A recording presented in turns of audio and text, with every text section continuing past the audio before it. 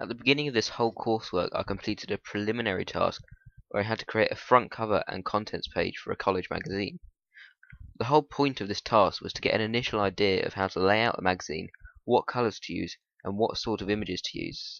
When starting the preliminary task, I was already quite proficient with using Photoshop.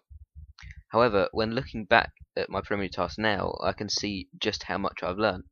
The final front cover looks a lot more professional than the preliminary task, for many reasons. In my preliminary task, everything is near enough the same colour, which gives it a very boring and bland look, whereas the colours in my final product vary a lot more and reflect the genre of music a lot better.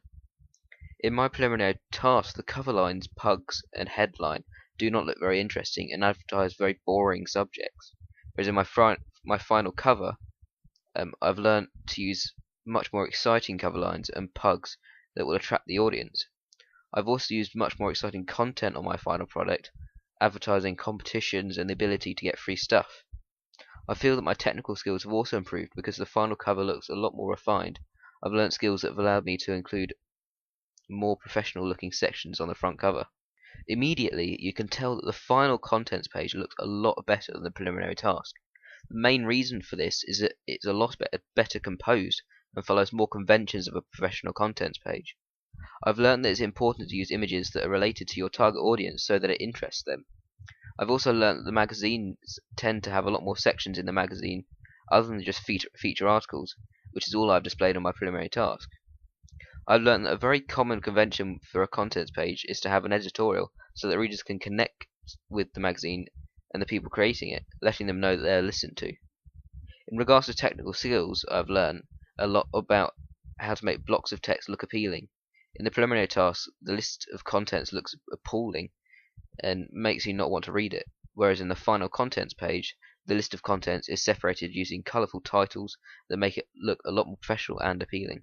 I did not have to create a feature article for my preliminary task, so I had to use other means to create my own. I learned that a very good way to plan something is to look at a professional product and take inspiration from it. For my research and planning, I did an extensive textual analysis on a Kerrang magazine that allowed me to research a double-page spread in a lot of detail.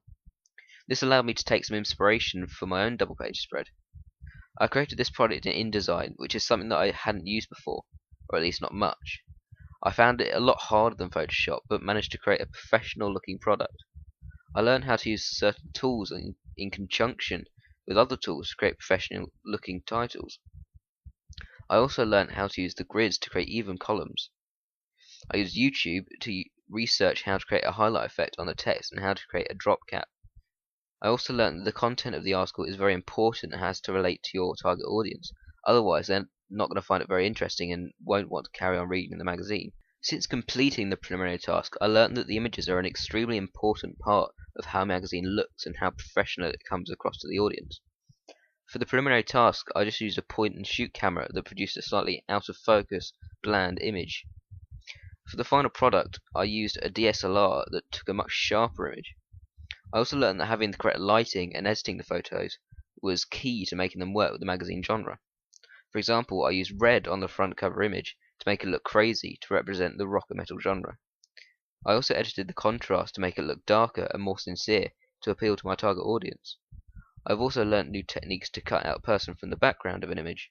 For my preliminary task, I just used the Magic Wand tool that gave varied results, whereas for the final products, I used Magic Wand tool in conjunction with the lasso tools to give a more precise cutout. For my preliminary task, I didn't do any research and only did a small amount of planning. I learned that research and planning is a key element to having a magazine that will appeal to your target audience and make them want to buy it. For my final product, I created mood boards, researched into publishing institutions, and did an extensive textual analysis on a Kerrang magazine that allowed me to see all of the conventions used in magazines today. I also learned that I needed to do a lot of audience research to make sure that I was creating a magazine that my target audience would want. I also learned that it was a good idea to plan, get feedback, plan again, get feedback, and then plan once again, just so that I was happy with my final product and I knew that my target audience would be happy.